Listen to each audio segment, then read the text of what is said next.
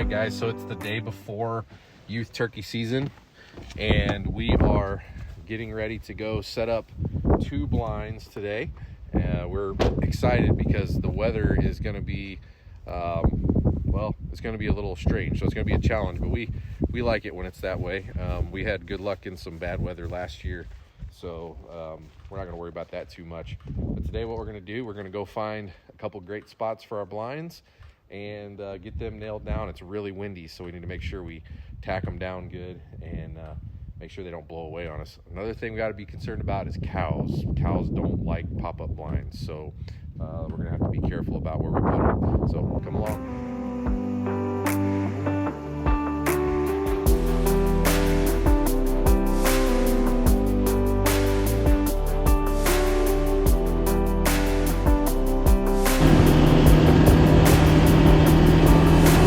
All right, so the first thing we're gonna do is clear a little bit of brush out, get the ground cleared up. That's why I brought the blower. And then we're gonna get the blind set up in a spot where Easton had real good luck last year. So let's get to work.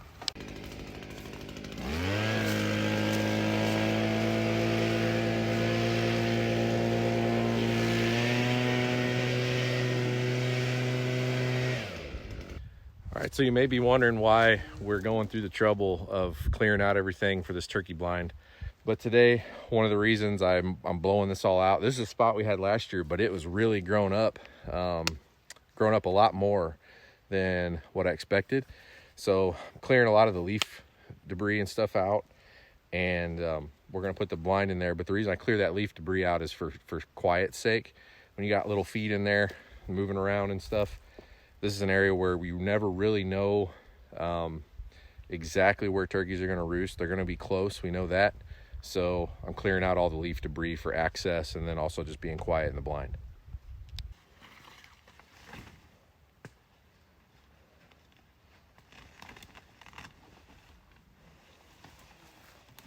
This is a blind we never used before. My brother let us borrow it, so we weren't real sure how this was gonna set up.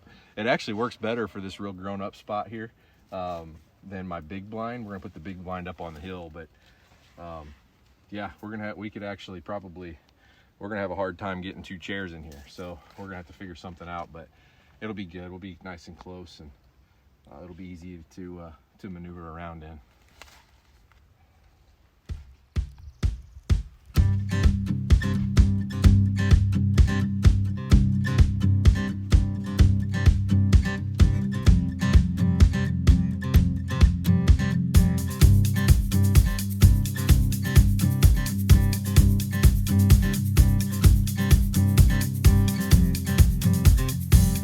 All right, so there's not a whole lot of brushing in we need to do or anything. Turkeys don't care about blinds very much. They don't get too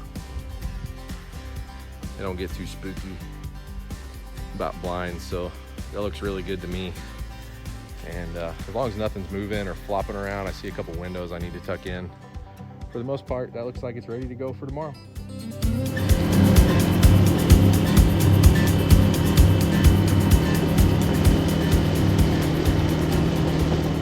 So we're at the location for blind number 2, and as you can see, this is a pretty big field here. This is a spot where I had some pretty good pictures of some deer this fall, but the other morning, I don't know if you can see or not, but up there on the hill, a gobbler roosted right on the field edge and pitched off on that hilltop and then worked this way. So I think what we're gonna do is we're gonna set our blind right here, and then we have a good place to set our decoys out. We got all kinds of space to set our decoys out here, and also a great spot to film from. So I think this is gonna be a good place.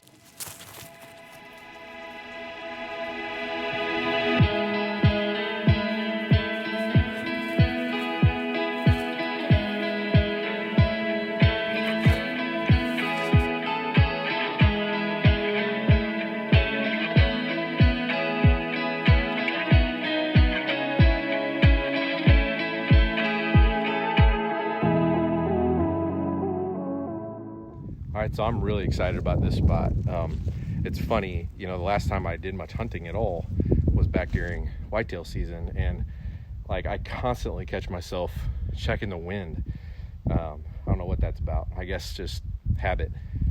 But anyway, basically what we've got going on now is the blind is up. It only took a couple of minutes. This is a really big blind, but it's turned out to be a really good purchase for us. I can take the kids, I can take my wife. My wife killed her big buck out of here. My daughter killed her buck out of here. Easton killed both his turkeys out of this blind last year. So it's kind of almost becoming a lucky blind for us to an extent. So let me show you around the blind a little bit. I will say this about ground blinds. First of all, they're awesome for kids. Like, I don't care what you're hunting. I don't care if you're just going out and having a day in the field. Like, these are awesome for kids. Rain, snow, bad weather, also just all the movement. You don't have to make your kid be still. You don't have to stay on your kid about being still the whole time you're hunting. That's one thing that'll just wear them out.